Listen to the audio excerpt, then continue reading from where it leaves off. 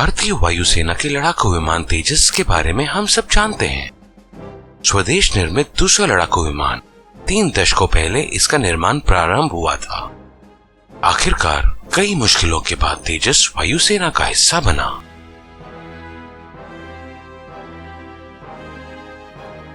हर भारतीय की शान माने जाने वाले इस विमान की आज कड़ी आलोचना हो रही है। उनका कहना है कि ये बहुत बड़ी विफलता है और इस परियोजना को छोड़ देना चाहिए। तेजस के खिलाफ की जा रही आलोचना का सच क्या है, आइए देखते हैं वीडियो के जरिए। तेजस की सबसे बड़ी आलोचना इसके विकसित होने में हुई देरी है। इसकी सच्चाई जानने के लिए तेजस के जन्म के पीछे की कहानी को समझना होगा। 1960 की दशक में MiG-21 भारतीय वायुसेना का मुख्य लड़ाकू विमान था, लेकिन 1980 के दशक में ये विमान अप्रचलित हो चुके थे। तेजस का जन्म इस विचार से हुआ था कि उनकी जगह एक स्वदेशी युद्धक विमान होना चाहिए। ऐसे विमान को डिजाइन करने के इरादे से भारत ने विमानकी विकास एजेंसी की स्थापना की। फिर ADA light compact aircraft project launch किया गया था। लेकिन सोवियत संघ, जो परंपरागत रूप से भारत को युद्धक विमानों की आपूर्ति करता था, भारत के इस कदम से बिल्कुल भी खुश नहीं था। इस क्षेत्र में भारत की अनुभवहीनता और परियोजना के लिए धन मिलने में देरी के कारण विमान का पहला प्रोटोटाइप तैयार करने में लगभग 1 दशक का समय लगा। 1990 के दशक में अमेरिका और फ्रांस की मदद से भारत ने इस परियोजना को आगे बढ़ाना शुरू किया। लेकिन पोखरण 2 परमाणु परीक्षण के मद्देनजर अमेरिका द्वारा लगाए गए प्रतिबंधों ने इस योजना को फिर से पीछे धकेल दिया। LCA के परीक्षण और घटकों के लिए भारत अमेरिका सहित कई विदेशी देशों पर निर्भर था। प्रतिबंध के कारण भारत को स्थानीय स्तर पर कई घटकों का विकास करना पड़ा। यह भी प्रोजेक्ट में देरी का एक कारण था। उस समय एक अमेरिकी मीडिया ने टिप्पणी की थी कि प्रतिबंधों के परिणाम स्वरूप ये विमान कभी आसमान नहीं देख पाएगा। लेकिन उस खबर के 2 हफ्ते के भीतर ही LCA ने अपनी पहली परीक्षण उड़ान भरी। तत्कालीन प्रधानमंत्री अटल बिहारी वाजपेयी ने विमान का नाम तेजस रखा। तेजस को आसमान छूने में भारत को 2 दशक लग गए। पहली परीक्षण उड़ान के 14 वर्षों के भीतर विमान सेना में शामिल होने के लिए तैयार था। इस प्रकार तेजस की प्रगति पश्चिमी देशों के सामने थी, जिन्हें विमान निर्माण में आधी सदी से अधिक का अनुभव था।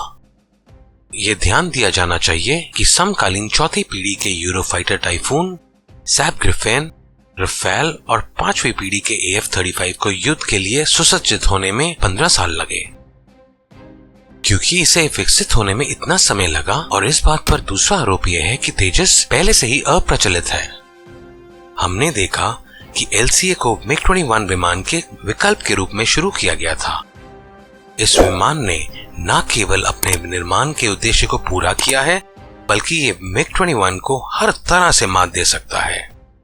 विकास के हर चरण में वायुसेना द्वारा प्रदान किए गए आवश्यकताओं और निर्देशों के अनुसार तेजस को आवश्यक परिवर्तन करा के उन्नत सुविधाओं के साथ संशोधित किया गया है। उन्नत एवियोनिक्स, प्रिसिजन बॉम्बिंग क्षमता, नया इलेक्ट्रॉनिक वॉरफेयर स्वीट, उड़ान के बीच में ही ईंधन भराने की क्षमता, सर्वश्रेष्ठ AESA रडार आज तेजस में शामिल हैं। परियोजना को पूरा करने में इतना समय लगने का एक कारण इन सभी सुविधाओं को शामिल करना था। इस तरह के नवाचारों के साथ तेजस सिर्फ एक इंटरसेप्टर से एक आदर्श मल्टी रोल फाइटर एयरक्राफ्ट बन गया है। अगला तर्क यह है कि तेजस के प्रदर्शन में कई सीमाएं हैं, लेकिन तथ्य यह है कि तेजस में वे सभी विशेषताएं हैं जो चौथी पीढ़ी के लड़ाकू विमान में होनी चाहिए। साथ ही तेजस की कार्यक्षमता सैप ग्रिफिन C सीरीज की तुलना में मानी जा रही है। तेजस में आज कई विशेषताएं हैं जो 2002 में ग्रिफिन C सीरीज को पहली बार पेश किए जाने के समय उपलब्ध नहीं थी। उदाहरण के लिए बियॉन्ड विजुअल रेंज मिसाइल्स और प्रिसिजन बॉम्ब्स केवल 2008 तक ग्रिफिन में उपलब्ध हुए थे, और उन्नत AESA रडार ग्रिफिन के नवीनतम संस्करण के साथ ही उपलब्ध हुए। अधिकांश लड़ाकू विमानों के प्रदर्शन में इस तरह के मामूली खामियां या कमियां हो सकती हैं जब वे पहली बार सेवा में प्रवेश करते हैं। न केवल ग्रिफिन में बल्कि यूरोफाइटर टाइफून और F-35 में अब भी कई कमियां हैं। इसके अलावा नैट्स, Su-7s जो हमारी वायुसेना के मुख्य स्तंभ थे, और यहाँ तक कि MiG-21 को भी कई समस्याओं के बावजूद सेना में शामिल किया गया था। इतना ही नहीं, जब भारत ने जैगुआर और MiG-27 का अधिग्रहण किया तो उनके नेविगेशन सिस्टम में भी कई दिक्कतें थीं, जिनका इस्तेमाल आज भी हमारी सेना करती है। हमें याद रखना चाहिए कि इन सभी विमानों का निर्माण उड्डयन क्षेत्र के दिग्गजों ने किया था। फिर भी दोष तेजस पर ही है। अगला तर्क ये है कि तेजस के कई महत्वपूर्ण हिस्से विदेश में बने हैं, इसलिए ये विमान स्वदेशी नहीं है।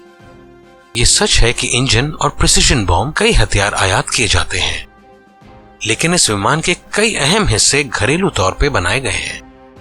तेजस में इस्तेमाल किए जाने वाले हल्के कार्बन फाइबर कंपोजिट एयरफ्रेम और फ्लाई बाय वायर तकनीक सभी स्वदेशी हैं, और कई अन्य महत्वपूर्ण कारक भी स्वदेशी हैं। हमें याद रखना चाहिए कि आज तेजस के 75% से अधिक तत्व स्वदेशी हैं। इसके अलावा घरेलू स्तर पर और आधुनिक कलपुर्जों का निर्माण करने का प्रयास किया जा रहा है। आज एक विमान के लिए आवश्यक सभी घटकों की निर्माण की क्षमता केवल अमेरिका और रूस के पास है। सबसे प्रसिद्ध यूरोपीय लड़ाकू विमानों में उपयोग किए जाने वाले कई घटक दूसरे देशों से आयात किए जाते हैं।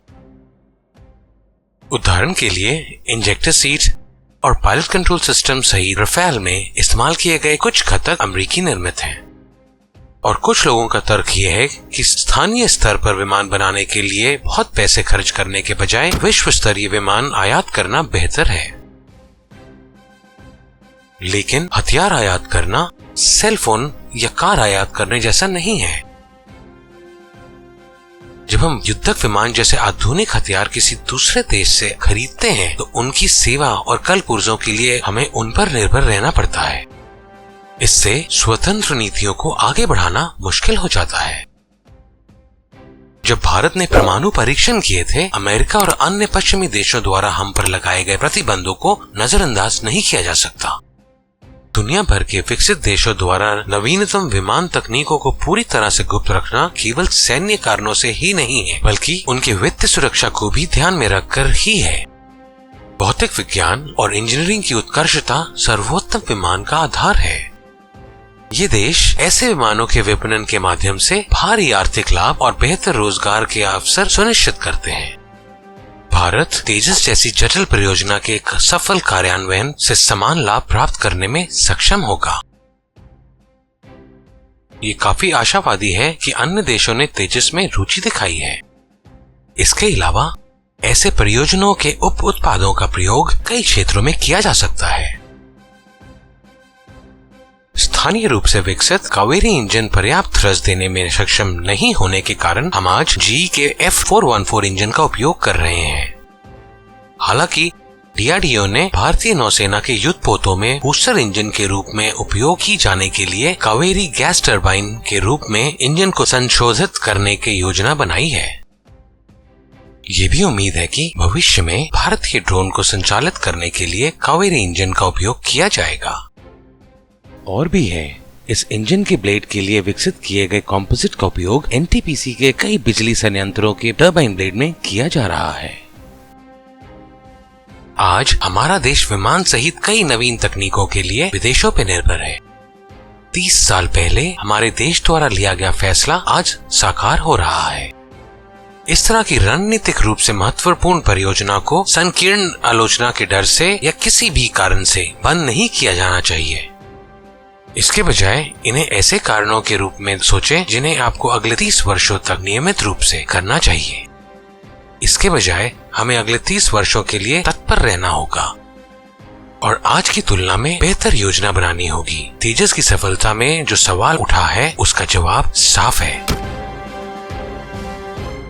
जय हिंद।